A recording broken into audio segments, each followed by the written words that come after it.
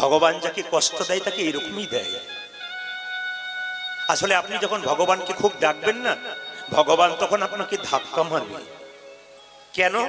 ধাক্কা মারতে মারতে তুমি যদি সরে যাও গোবিন্দের পথ থেকে, আর তুমি সে পথ পাবে না। কিন্তু যতই ধাক্কা মারবে তত গোবিন্দের চরণ ধরে থাকবে, কৃপা কিন্তু তোমার হবেই। যেমন ভগবান তার পায়ের মধ্যে একটা জিনিস লুকিয়ে রেখেছে, কাউকে দেয় নাই। গাড়ি বাড়ি টাকা পয়সা সবকিছু দিয়েছে, একটা জিনিস ভগবান চরণের তলে লুকিয়ে রেখেছে, ওটা কাউকে দেয় নাই। প্রশ্ন করবেন ওটা কি?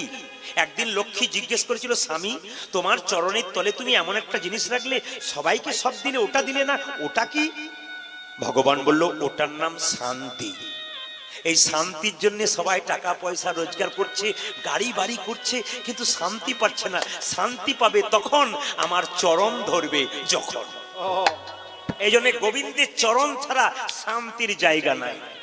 যতই টাকা রোজগার করুন, আপনি হাজার হাজার টাকা লাখ লাখ টাকা রোজগার করছেন, ঘুমাবার সময় যদি 2 টাকার ঘুমের ট্যাবলেট খেয়ে ঘুমাতে হয়, এমন রোজগার করেন কি নাম আছে?